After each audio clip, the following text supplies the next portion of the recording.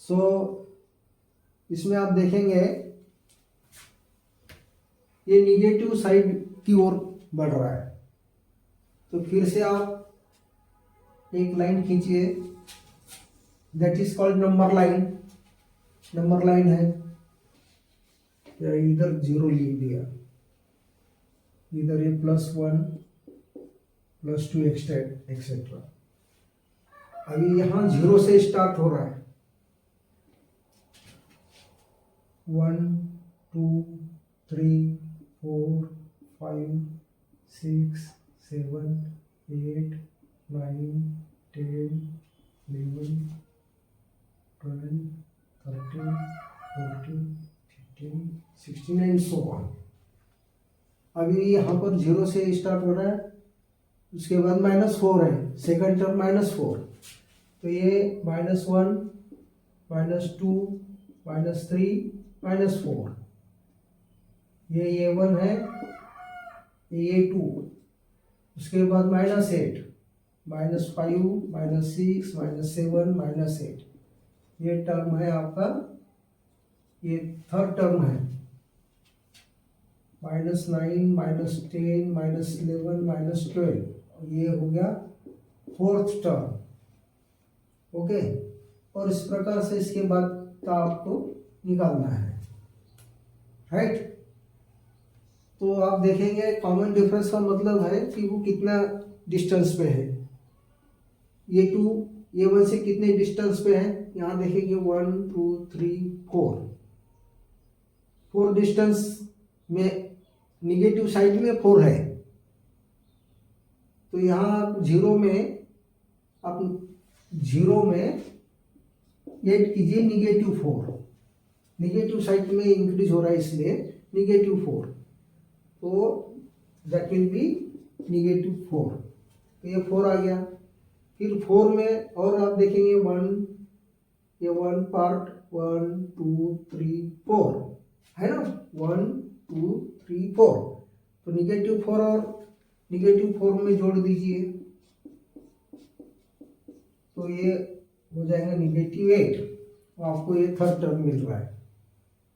Number line से आप है, इसमें भी 1 2 3 4 -8 में जोड़ दीजिए -4। सो आपको यू आर गेटिंग -12। ये फोर्थ टर्म मिल रहा है, क्लियर आपको। तो इस प्रकार से यदि आप ये 4 में -12 जो है, -12 में और -4 जोड़ दीजिए, ऐड कीजिए, तो आपको -16 मिलेगा। इधर 1 2 3 4 1 2 3 4, so this will be -16, that will be a fifth term, 14 15 16। इस प्रकार से आप यहाँ पर भी कॉमन डिफरेंस 4 है, वो आप निकाल सकते हैं। टू फाइंड आउट, पहले आप कॉमन डिफरेंस निकालिए। ये आपके लिखने की जरूरत नहीं है नंबर लाइन, ये आपकी जानकारी के लिए मैं बताया। कॉमन डिफरेंस आप लिखिए D, वो आपको निकालना है। Okay, so D will be equal to, इसको नाम दीजिए D1। पहला जो कॉमन डिफरेंस हम A2 - A1 का निकालेंगे, उसको D1 दीजिए ना। सो A2 इज -4, ये जो A2 है -4 है, और -0, फर्स्ट टर्म 0 है, so that will be -4 -0, that is -4। तो ये जो फर्स्ट कॉमन डिफरेंस आया -4 है। अब second common difference D2, that will be A3 - A2, so A3 is -8, okay, minus A2। तो इसमें देखिए माइनस जो है -A2 दिया है -4, तो आप इसको ब्रैकेट में लिखिए -4। इस प्रकार से लिखना है ये माइनस में। So that is -8 minus minus plus होगा +4, so that is -4, so D2 will be -4। तो इसमें आप देखेंगे पहला जो टर्म्स है फर्स्ट एंड सेकंड का डिफरेंस आ रहा है -4, थर्ड और सेकंड टर्म का जो डिफरेंस आ रहा है वो -4। ओके, इसका मतलब दोनों D1 D2 is same, common difference is -4, and इसलिए this is the example of common difference.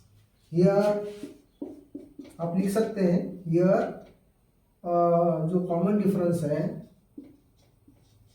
Common difference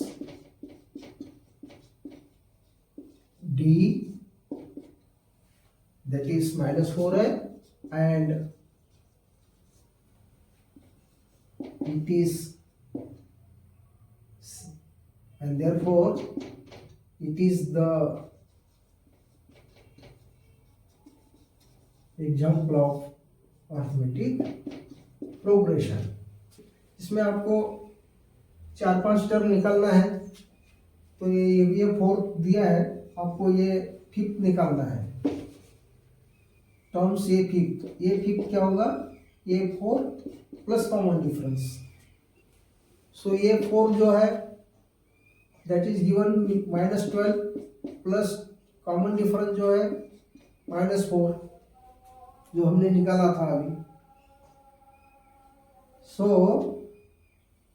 it will be -12 -4, so -12 plus -4 यानी -16 होगा।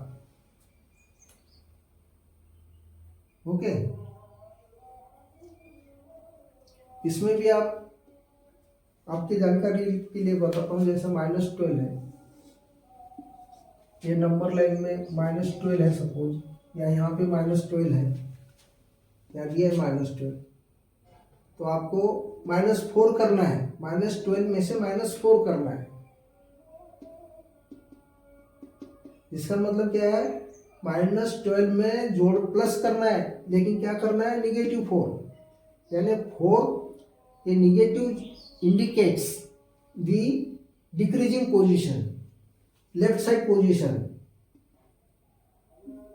यहाँ पे जो ये है निगेटिव साइन जो दिया है वो निगेटिव साइड के ओर जा रहा है, वो इंडिकेट कर रहा है, लेकिन आपको प्लस करना है 4, इसलिए वो -12 और -4 आके -16 बनता है, तो +4 करना है वहाँ पे लेफ्ट साइड का +4, यानी ये मान लो 1 हो गया, ये 2 पार्ट हो गया, ये 3 और ये 4, तो ये जो 4 पार्ट आपको यहाँ ऐड करना है, but it is in the left side, therefore minus यहाँ करना है, सो इट विल बी -16, ऐसा है, क्योंकि ये जो डिफरेंस है,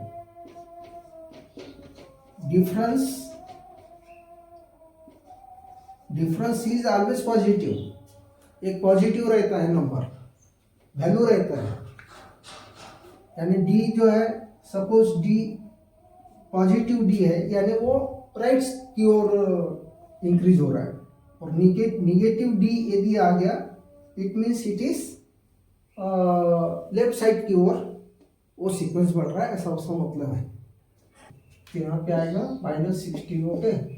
उसके बाद ये 6th निकालना है, ये 5th प्लस कॉमन डिफरेंस, ये 5th है -16, कॉमन डिफरेंस है -4, सो इट विल बी -20।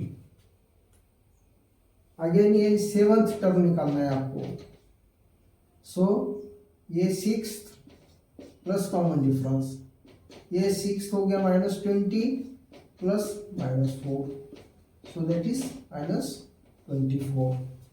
इस प्रकार से आप A1 A2 A3 A4 A5 A6 term जो है -20 और 7th टर्म है -24, इस प्रकार से आप ये करें। So it is the example of arithmetic progression, common difference is -4 and sequence is in decreasing side, यानी ये जो नंबर लाइन है, नंबर लाइन से इधर में लेफ्ट साइड की ओर बढ़ रहा है, दैट इज डिक्रीजिंग।